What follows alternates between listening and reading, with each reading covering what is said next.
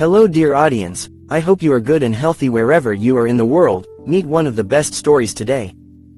The name of the story is Bald Leo and the Alien Moment. This book is made electronically. This book is a beautiful story of a boy who meets a space friend. I hope you will be with me until the end of the book and like and subscribe your channel, so let's hear from the beginning of the book. Once upon a time in Brazil, there lived a teenager named Leo Rodrigo. He lived in the city of Rio de Janeiro, in the Roxina slum neighborhood, with his father Alejandro, his mother Marcia Lima, and his younger sister Adriana. People called him Bald Leo because he had suffered from cancer since childhood, and all his hair had fallen out. Leo was nearly 16 years old. Some days, when he went to school, the kids and his classmates would tease him and make fun of him. He was forced to wear a hat all the time, even on hot summer days. Leo's illness traced back to a time when factories, without regard for the environment, dumped their toxic waste directly into the region's waters. The pollution from these actions not only poisoned the river's fish but also endangered the health of the people whose lives depended on that water. Leo's family, who relied on fishing for food and income, never imagined that the very waters and fish they depended on would become the cause of their children's deadly illness. Every day and night, Leo prayed from his home atop the hill, directly facing the statue of Christ. "O Christ," he would say, "I ask you to help me so I can have plenty of hair. Give me patience so I can overcome my illness." This was his prayer every morning before school, before going fishing, and before sleep. Then, one night while everyone was asleep, a strange light suddenly shot down from the sky into the sea like lightning. Only a few people witnessed the event. The next day was a holiday, and Leo went fishing with his father. While his father went to retrieve the fishing net, Leo came across a strange object by the shore, a container about half the size of a boat, inside which a furry, unconscious creature lay. He was astonished to see such a being in its vessel. Before his father returned, Leo sank the vessel into the sea and hid the creature under the tarp inside the boat, so his father wouldn't see it. When his father came back, the two of them headed out to sea to catch fresh fish. When they reached a spot crowded with fish, Leo's father said, "Son, grab the net so we can throw it in. Hurry, son, or the fish will escape." Then they both cast the net into the sea, and after a while, they pulled it back with great effort to see how many fish they had caught. After hauling in the net, they had caught a large number of fish. Leo gathered some of the small, beautiful fish and shrimp into a bucket to show his sister, because Adriana loved tiny fish and shrimp. After a short rest, his father said, "Leo, we had a good catch today. Let's go home and eat something." After they set off, on the way back, the strange creature began to stir from unconsciousness and started moving. Leo's father noticed and asked him what it was. Leo, wanting to keep it a secret, said, "It's nothing, Dad, just some fish I'm bringing for Adriana." He glanced under the tarp, and the small furry creature was slowly waking up. Leo quickly pulled the tarp back down so his father wouldn't notice. When they reached the dock, Leo said to his father, "Dad, I want to go home early. I want to show Adriana the beautiful fish from the sea." His father replied, "No problem, son. Go ahead." Then Leo hurried home, carrying the fish and the tarp under which the strange creature was hidden. Inside the house, he hid the creature in his room and took the bucket of fish to show his sister. But suddenly Adriana came in and saw him, and asked what he had hidden under the tarp. Leo, being older and clever, said, "It's nothing. I brought you beautiful fish from the sea, why don't you look at them?" Then Leo hurried off to see what his mother had cooked. When he asked, his mother said, "Leo, we're having fish. You'll have to wait until your father gets home." So Leo went to check if his father had sold the fish. When he reached near the market, he saw his father heading home. His father saw Leo and said, "Son, take these vegetables, let's go home." Then they returned home together. When they arrived, Leo rushed to his room and saw his sister playing with the small furry creature. Leo was shocked and amazed by the sight of the strange being. Moments later, their mother called them to come eat. Leo and Adriana quickly hid the creature and went to have their meal. While they were eating, the furry alien had regained consciousness and was scanning the area, analyzing the local language and environment, updating itself. After the meal, Leo returned to his room and came face to face with the alien creature. Upon seeing Leo, the creature became defensive and clung to the ceiling. The two stared into each other's eyes. Leo was frightened and grabbed the fishing rod hanging on the wall to defend himself.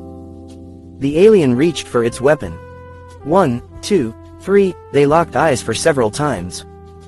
Then Leo broke the silence and asked, "What kind of creature are you? Where did you come from? What are you doing here? What is your name?"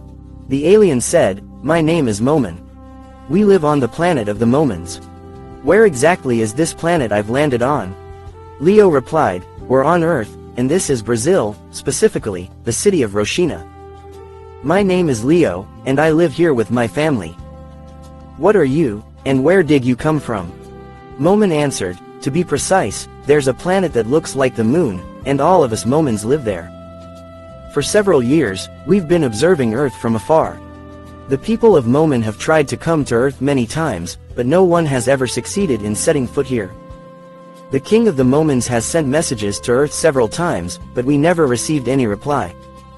Some of our top commanders traveled here, but all were destroyed on the way, shot down by Earth's defenses. I'm the only lucky one who managed to arrive. My father and grandfather are proud of me, because they both died trying to reach this place." Just then, Leo's younger sister Adriana entered and said, "Oh my God, Leo. It's so cute. Can it be mine? Please, please, tell me, brother." Leo stepped in protectively and said, "Don't get too close, Adriana. We still don't know what kind of creature it is." Momen smirked and said, "You Earthlings are so strange. You're fearful and suspicious of everything." Then he climbed down from the ceiling. Suddenly, Adriana hugged the furry alien tightly and said, "It's so adorable." There was no choice but for Leo to keep the alien safe until the time came for it to return to its planet. So he told Momen, "Don't do anything dangerous, and don't leave this room." As night fell, Leo and Momen began to bond. Leo shared the story of his life, his struggles with illness and the judgment of others, and the hope that had always remained in his heart. Momen also spoke of his own journey, of his moon-like planet, of his father and grandfather who died trying to reach Earth, and of his mission to explore the planet, to adapt, and to learn how to change shape or color. During their conversation, Leo gained insights that could help him make changes in his life. He said to Momen, "I want to learn from you, and you have to help me discover new things. Can you teach me? Lessons about your planet are things I need to change my life." Momen replied with a strange smile, "Of course. But remember, learning goes both ways. I'll teach you as much as I learn from you." Leo said, "I have a big idea. Tomorrow, we're going to shine." The next morning, Leo entered school. As always, the courtyard was full of kids teasing each other and getting ready for class. But this time, everything was different. Leo walked in with thick, shiny black hair that gleamed in the sunlight. Surprised eyes turned toward him, and the buzz of voices filled the air. "Whoa, is that Leo? No way. He was always bald. His hair looks amazing, like a famous model's." The girls quickly gathered around Leo, excitedly asking, "Leo, what did you do? What happened to your hair?" One of them said, "I think he's the most handsome guy in school now." Leo smiled proudly and said, "Well, I prayed, and my prayers were answered. Now, who dares to make fun of me?"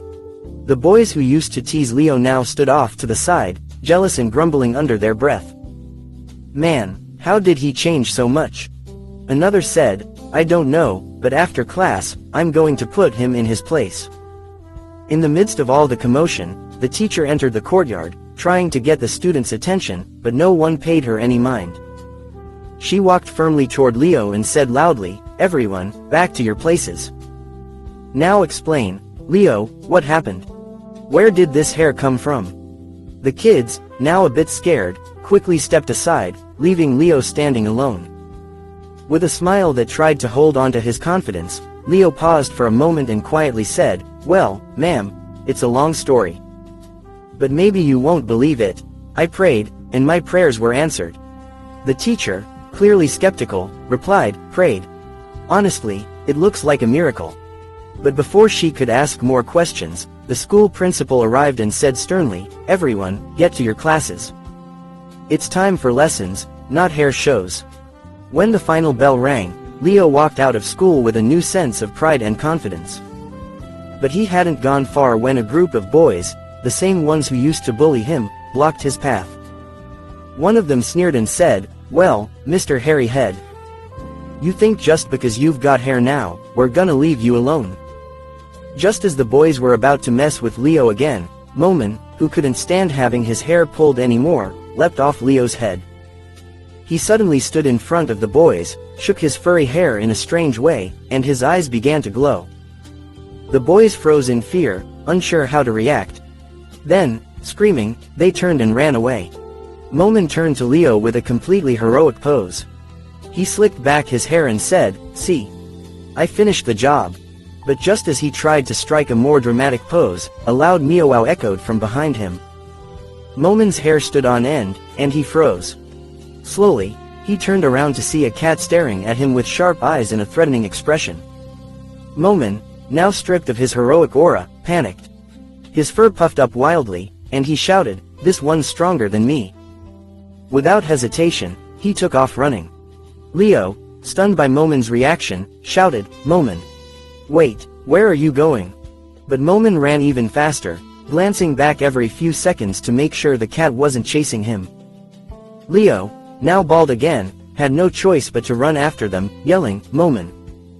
Calm down, it's just a cat." Eventually, the two of them ducked into a narrow alley and hid behind a trash bin.